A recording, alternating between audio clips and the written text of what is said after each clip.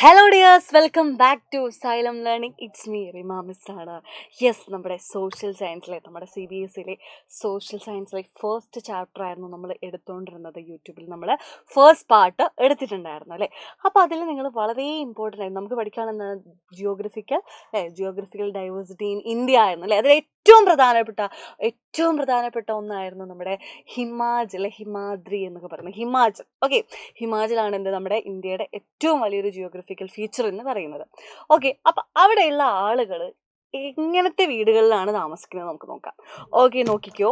The traditional house construction method in western Himalayan region is known as Kathkuni or Dhajji Dewari എന്ന. Okay, കാത്കുനി ഇതാണ് ആ വീട്. ഇതിന്റെ പ്രത്യേകത എന്താ അറിയടാ? നമ്മുടെ പ്രാദേശികമായി നമുക്ക് കിട്ടുന്ന കല്ലുകളും പിന്നെ മരങ്ങളൊക്കെ യൂസ് ചെയ്തുകൊണ്ടാണ് ഈ ഒരു വീട് അവർ കൺസ്ട്രക്ട് ചെയ്യുക. കാരണം ഈ ഒരു ഏരിയയിൽ അധികം ഭയങ്കര ഭൂകമ്പങ്ങളും നാച്ചുറൽ ഡിസാസ്റ്റേഴ്സ് ഒക്കെ വരുന്ന സമയത്ത് അവർക്ക് ഈ വീടിനെ പ്രൊട്ടക്റ്റ് ചെയ്യുന്ന രീതിയിൽ നിൽക്കണം അല്ലേ. അപ്പോൾ ഈ ഇത്തരത്തിലുള്ള വീടുകൾ എന്ന് പറയുമ്പോൾ പെട്ടെന്ന് നശിച്ചു പോകാത്ത വീടുകളാണ്. ഓക്കെ, നോക്കിക്കോ. അതായത് combination of locally available stone and wood is used which not only keeps the house warm but also resist damage. അതായത് ഡാമേജ് കുറേ തടയാൻ പറ്റും. ഓക്കെ, ഡാമേജ് ഉണ്ടാവാത്ത തരത്തിലുള്ള ടൈപ്പ് വീടാണിത്. ഓക്കെ, സ്റ്റോൺ കല്ലുകൾ കൊണ്ടും പിന്നെ വുഡ് കൊണ്ടൊക്കെയാണ് ഈ ഒരു വീട് കൺസ്ട്രക്ട് ചെയ്തിട്ടുണ്ടായിരുന്നത്.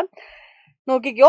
Warm but also resist damage in the event of mild earth quake. അതായത് എർത്ത് ക്വേക്ക് ഒക്കെ വരുന്ന സമയത്ത്, അതായത് ഭൂകമ്പം അല്ലെങ്കിൽ ഭൂമികുലുക്കൊക്കെ വരുന്ന സമയത്ത് നമുക്ക് ഡാമേജ് ഒന്നും ഉണ്ടാവില്ല, വലിയ ഡാമേജ് ഒന്നും ഉണ്ടാവില്ല ഇത്തരത്തിലുള്ള വീടുകൾക്ക്. അപ്പോൾ വെസ്റ്റേൺ ഹിമാലയത്തിലെ ആളുകൾ ഇത്തരത്തിലുള്ള വീടുകളിലാണ് താമസിക്കുന്നുള്ളത്. ഓക്കെ, അപ്പോൾ ഇത് ജസ്റ്റ് നിങ്ങൾ എന്തായാലും അറിഞ്ഞിരിക്കേണ്ട ഒരു കാര്യമാണ്. ഇനി നമുക്ക് ഏറ്റവും ഇമ്പോർട്ടൻ്റ് ആയിട്ടുള്ള ഒന്നാണ് ദ കോൾഡ് ഡെസേർട്ട് ഓഫ് ഇന്ത്യയിലെ തണുത്ത മരുഭൂമി എന്നറിയപ്പെടുന്നത് ഏതായിരുന്നടാ? യെസ്, നമുക്കറിയാം, ലഡാക്കാണ് അല്ലേ.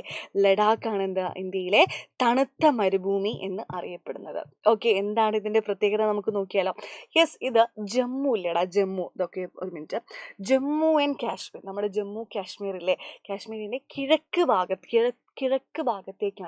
ഭാഗത്തേക്കാണ് ഈ ഒരു ലഡാക്ക് എന്ന് പറയുന്നത്. രീതിയില്ല, മീൻസ് പറയാണ് ജമ്മു ആൻഡ് കാശ്മീരിൻ്റെ കിഴക്ക് ഭാഗത്താണ് ലഡാക്ക് ഉള്ളത്.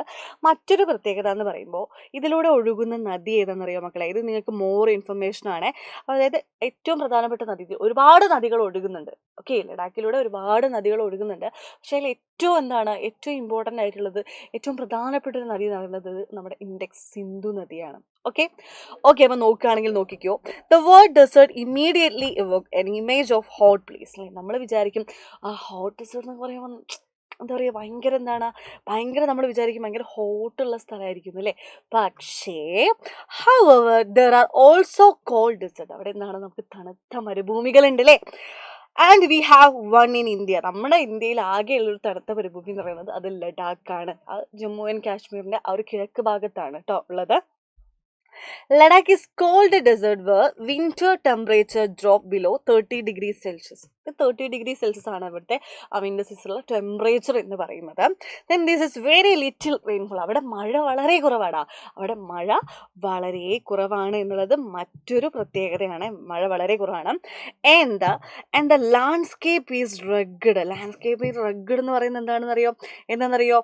യെസ്, പാറക്കെട്ടുകൾ, ഭയങ്കര പാറക്കെട്ടുകൾ നിറഞ്ഞു നിൽക്കുന്ന ഒരു സ്ഥലമാണ് ഈ ഒരു ലഡാക്ക് എന്ന് പറയുന്നത്. വിത്ത് റോക്കി ടെറൈൻ അല്ലേ, ഡീപ്പ് വാലീസ്, വലിയ താഴ്വരകൾ ഉണ്ട്.